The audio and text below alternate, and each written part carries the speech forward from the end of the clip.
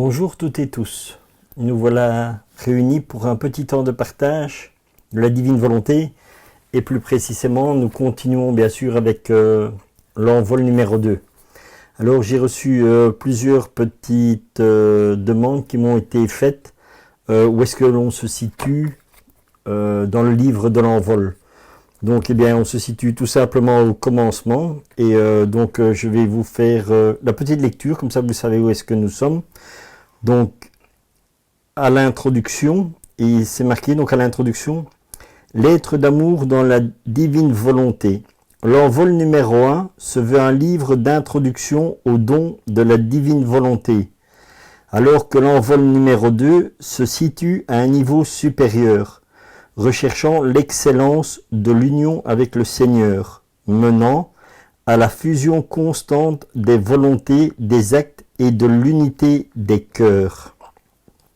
Jésus à Louisa. Une divine volonté toujours accomplie et un amour jamais interrompu. Tome 28 du 2 juin 1930. Voilà les désirs du Seigneur que ce livre aspire à combler. Alors ce que je voulais aussi vous dire, parce qu'il y a aussi des personnes qui m'ont demandé pourquoi est-ce qu'on n'a pas parlé du livre de l'envol, le premier tome, eh bien voilà, c'est une excellente réflexion.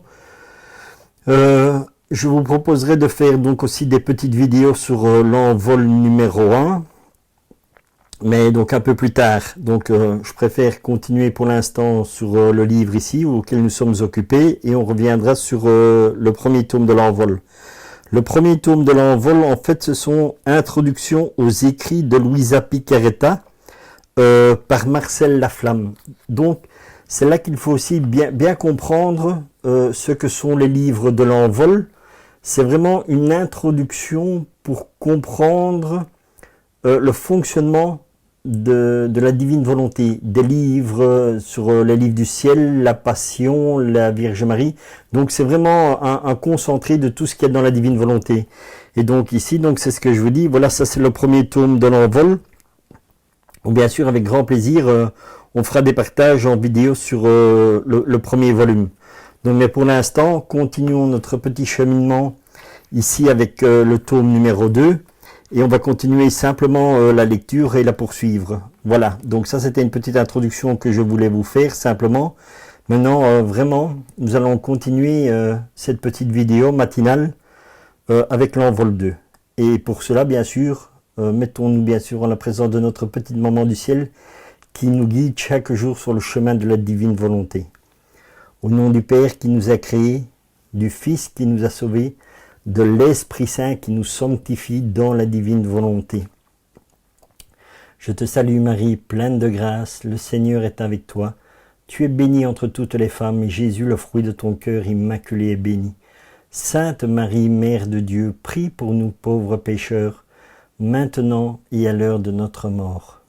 Marie, en ce jour, dans la divine volonté, je viens te demander la grâce d'ouvrir nos cœurs et nos âmes afin que nous puissions avoir la connaissance et la compréhension de ce que Jésus nous enseigne dans les livres du ciel et ici en particulier dans le livre de l'envol.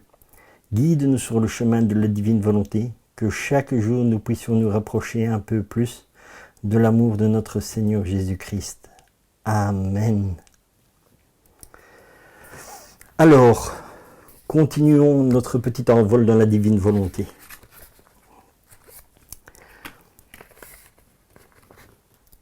Aujourd'hui, troisièmement, la sanctification d'un processus évolutif. Nous sommes dans le grand passage qui nous conduit à la vie de la divine volonté, Jésus. Dès que la créature décide véritablement de vouloir vivre dans ma divine volonté, et de ne jamais faire sa propre volonté, quel qu'en soit le prix. Mon fiat, avec un amour indicible, forme le germe de sa vie dans les profondeurs de l'âme. Donc cela nous retrouvons au tome 33 du 27 du 10 1935. Et donc voilà, ici, bon, c'est bien ce que le Seigneur nous dit, c'est vraiment très très important. quand nous avons vraiment le désir de vouloir vivre dans la divine volonté, le germe de sa vie est déjà déposé au fond de nos âmes. Il ne faut pas oublier une chose non plus, comme nous avons été créés par amour de Dieu, que Dieu a insufflé la vie en nous, nous avons déjà cette divine volonté en nous. Et ici, qu'est-ce que le Seigneur fait? Il dit, former le germe de sa vie. Donc, c'est-à-dire que cela va commencer à grandir et à prendre de plus en plus de place en nous. Donc, c'est-à-dire que le côté divin que chaque créature a, nous allons perdre l'humanité, notre humanité, et avoir la divinité qui est vraiment cette image de Dieu. Et nous pouvons avoir cela uniquement par le don de la divine volonté, puisque, encore une fois, nous n'allons rien faire, mais c'est le Seigneur qui va agir en nous selon les dispositions que nous lui laissons.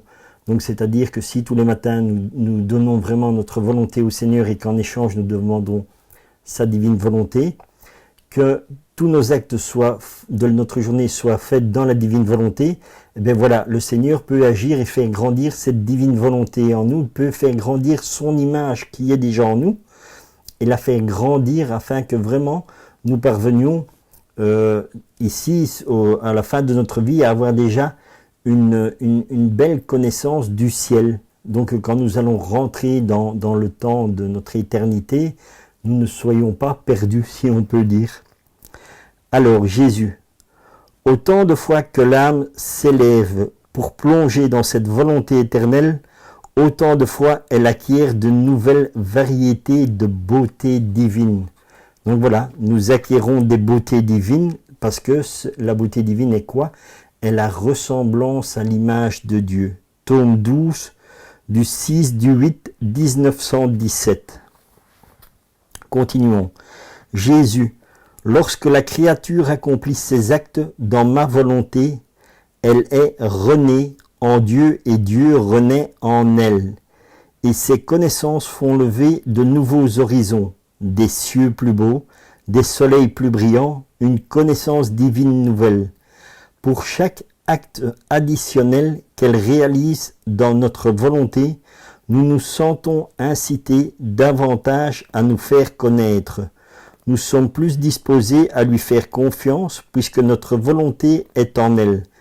Par conséquent, en chaque naissance, elle s'élèvera à un nouvel amour, une nouvelle sainteté et une nouvelle beauté. Alors, la regardant dans un délire d'amour, nous lui disons, notre volonté te rend de plus en plus belle, de plus en plus sainte, et plus tu vis en elle, plus tu grandis et t'élèves dans notre être divin. Et ça, nous le trouvons dans le tome 36, au 11 du 7 1938.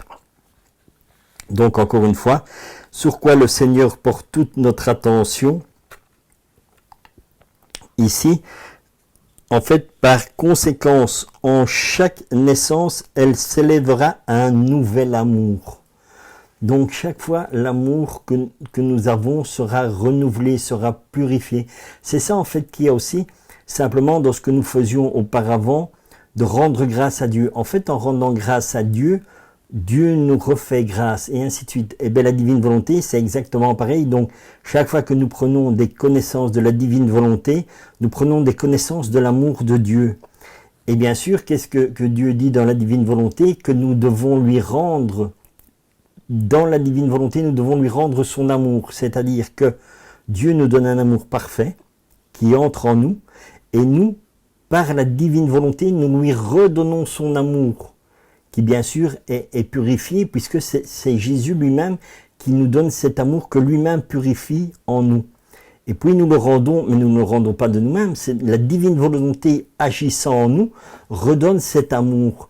Et ça, donc c'est toujours un va-et-vient continu, et c'est ça, elle s'élèvera à un nouvel amour. Pourquoi? Parce que un nouvel amour, c'est pas que l'amour sera nouveau. Ça veut dire que l'amour de Dieu, en fait, simplement grandit en nous et devient de plus en plus grand. Et comme disait bien Louisa, elle nage dans des mers d'amour. Donc, nous nagerons dans les mers d'amour de la divine volonté.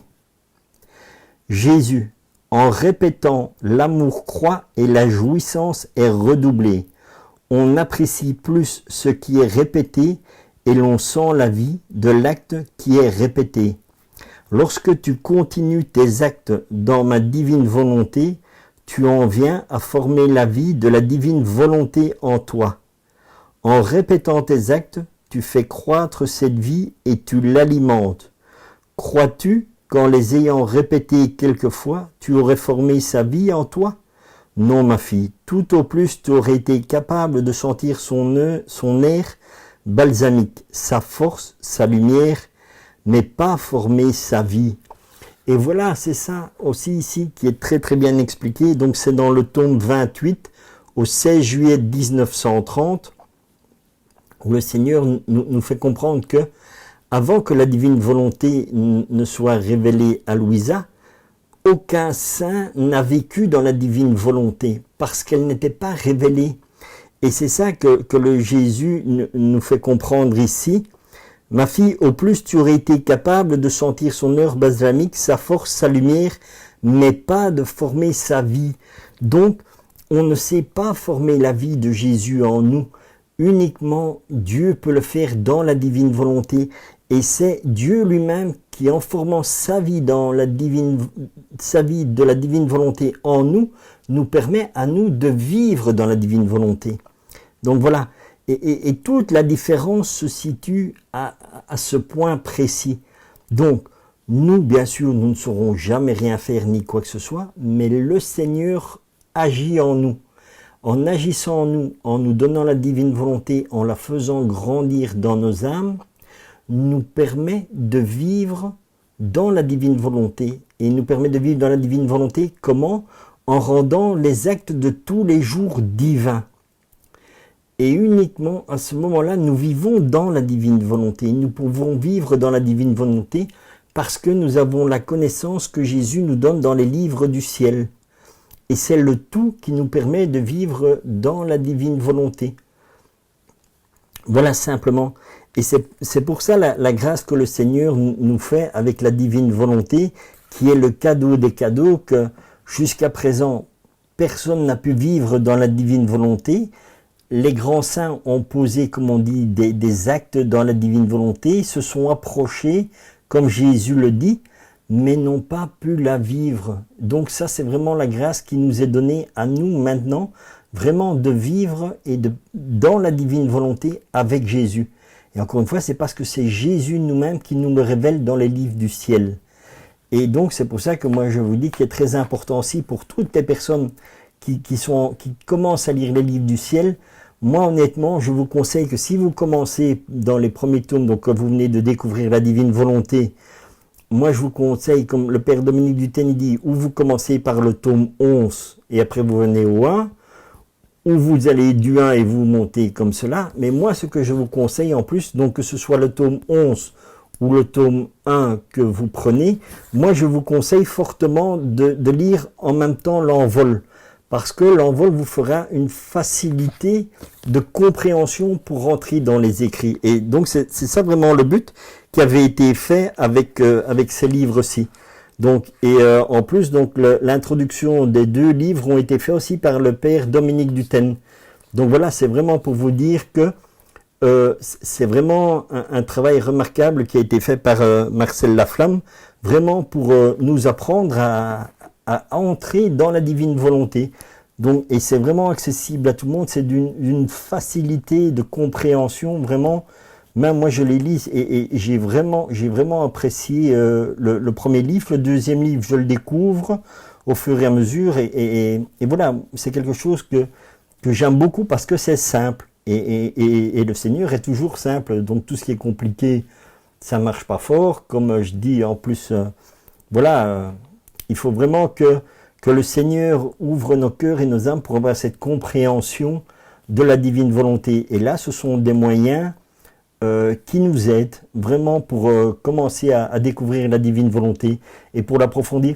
C'est toujours bon, même qu'on a quand même, peut-être depuis quelques années, la divine volonté, c'est toujours bien de revenir sur les bases, vraiment pour comprendre, quoi. C'est bien sûr, c'est comme dans l'évangile. Nous revenons toujours aussi au début, on passe aussi dans l'Ancien Testament, où on regarde des choses qui nous apprennent encore à l'heure actuelle, parce que dans la Sainte Écriture, il n'y a rien qui est démodé, tout est toujours d'actualité. Le tout, c'est d'avoir cette compréhension de l'Écriture. Donc voilà, tout simplement, donc aussi bien comme dans la Sainte Écriture, nous allons dans l'Ancien Testament, le Nouveau et ainsi de suite. Dans les livres du ciel, allons dans les livres du ciel et revenons aux bases, là où il y a une facilité qui nous est donnée avec les livres de l'envol. Donc moi, je vous le suggère, franchement, voilà. Donc pour ceux que éventuellement ça intéresse, voilà, c'est vraiment quelque chose que je vous conseille en lecture, très facile et très simple. Voilà, là-dessus, je vous souhaite bien sûr une sainte journée dans la divine volonté, dans l'espoir que cela peut vous apporter une petite réflexion sur la journée, des passages que nous avons lus. Vous pouvez les revoir puisque vous avez chaque fois la référence du texte que je vous ai partagé. Donc n'hésitez pas à regarder au jour le jour, parce que c'est ce qu'on dit. Pour vivre dans la divine volonté, il faut lire les livres du ciel. Donc vous avez le texte, vous avez eu un petit passage, allez le chercher dans les tomes et lisez-le et regardez ce que cela va vous apporter sur votre journée, parce que le Seigneur vraiment il a toujours envie de vivre sa journée avec vous et de la partager. Et voilà, c'est un bon moyen d'avoir cette discussion vraiment avec le Seigneur. Donc là-dessus, je vous propose de terminer par une petite prière pour remercier le Seigneur de toutes les grâces qu'il nous fait encore en 7 jours, où nous pouvons partager sur la divine volonté, et surtout remercions le Seigneur pour le don de la vie. Au nom du Père qui nous a créés, du Fils qui nous a sauvés, de l'Esprit Saint qui nous sanctifie dans la divine volonté. Notre Père qui es aux cieux, que ton nom soit sanctifié, que ton règne vienne, que ta très sainte volonté soit faite sur la terre comme au ciel. Donne-nous aujourd'hui notre pain de ce jour. Pardonne-nous nos offenses, Seigneur, comme nous pardonnons à ceux qui nous ont offensés. Et ne nous laisse pas entrer en tentation, mais délivre-nous du malin. Seigneur, notre divine volonté, je te rends grâce pour tout ce que tu feras pour nous en ce jour. Je te rends grâce au nom de toutes les créatures, passées, présentes et futures. Je te rends grâce, Seigneur, vraiment de ta divine volonté, pour l'amour que tu donnes à chacun d'entre nous. Amen.